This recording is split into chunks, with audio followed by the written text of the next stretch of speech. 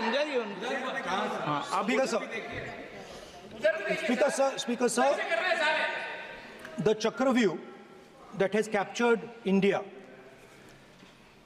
has three forces behind it. First is the idea of monopoly capital, that two people should be allowed to own the entire Indian wealth. So one element of the Chakravyuh is coming from the concentration of financial power.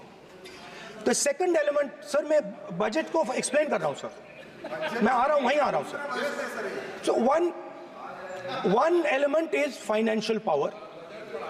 The second element is the institutions, the agencies, CBI, ED, Income Tax Department of this nation, and the third is the political executive.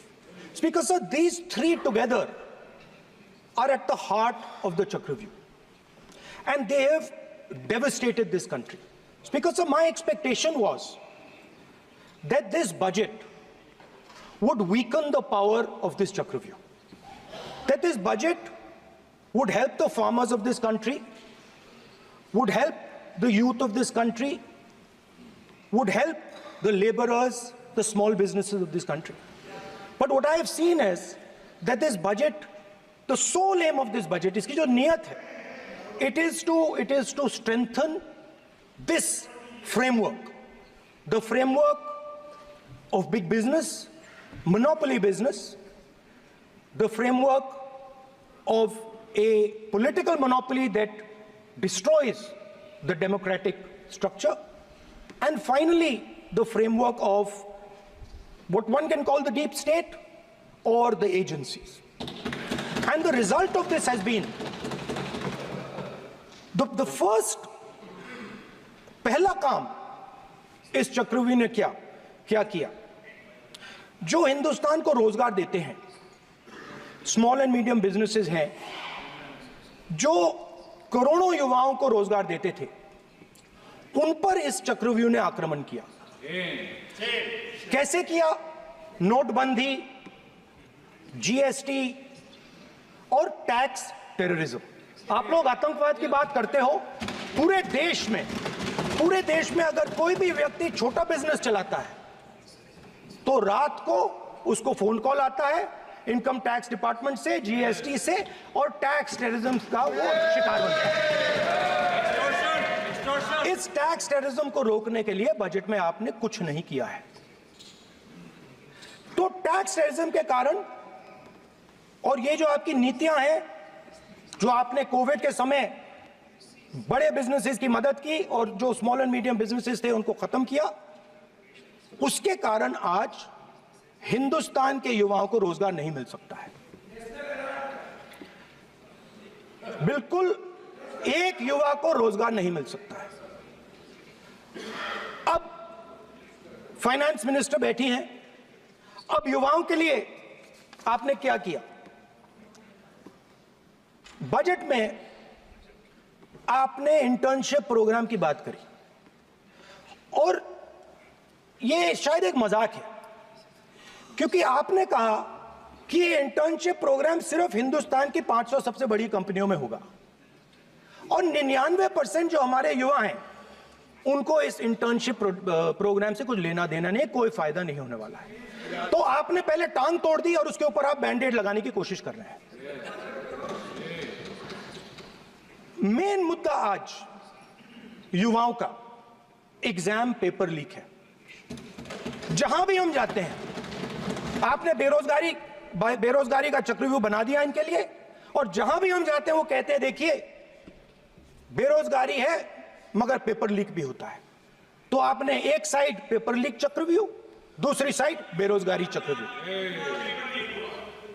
Paper leak मैं आपको बताता हूं 10 साल में 70 बार हुआ है। अगर आप जानना चाहते हैं 10 साल में 70 बार हुआ है। तो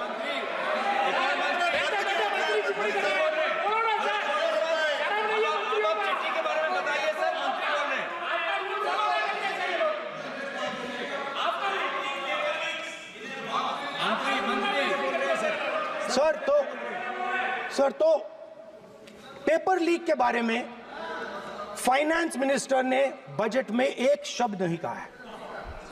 युवाओं के लिए पेपर लीक सबसे जरूरी मुद्दा है, उन्होंने एक शब्द नहीं कहा है पेपर लीक के बारे में। एक बार उन्होंने पेपर लीक नहीं कहा, और उल्टा जो एजुकेशन बजट में पैसा देना चाहिए था वो आपने 20 साल में सबसे कम पैसा दिया है। 2.5% of budget is gone to education. Sir, दूसरी तरफ आपने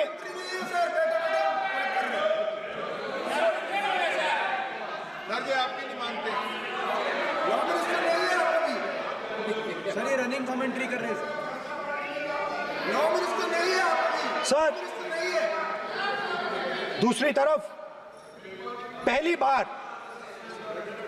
सेना के जवानों को आपने अग्निवीर के चक्रव्यूह में फंसाया। सही बात। इस बजट में अग्निवीरों के पेंशन के लिए 1 रुपया नहीं है। आप अपने आप को देशभक्त कहते हो, मगर जब अग्निवीरों की मदद करने की बात आती है, जवानों को पैसा देने की बात आती है, तो बजट में आपको 1 रुपया नहीं दिखाई देता।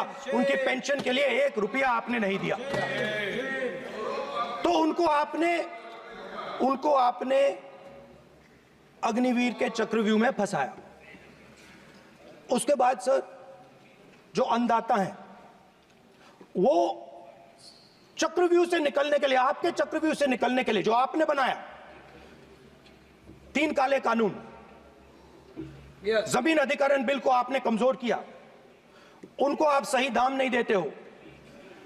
इस चक्रव्यूह से निकलने के लिए उन्होंने आपसे सिर्फ एक चीज मांगी है, 2 चीजें नहीं मांगी है, सिर्फ एक चीज मांगी है। उन्होंने कहा है कि हमें लीगल गारंटीड एमएसपी दे दो। आपने उनको बॉर्डर पे बंद कर दिया, रोक दिया, आज तक रोड बंद है। आप उनसे बात करने को तैयार नहीं है। वो यहां आए, मुझसे मिलने आए, आप उनको अंदर नहीं आने दे रहे थे। माननीय सदस्य, आप सदन में असत्य नहीं कहे। आप वो सर, एक मिनट, हाँ चलिए, चलो,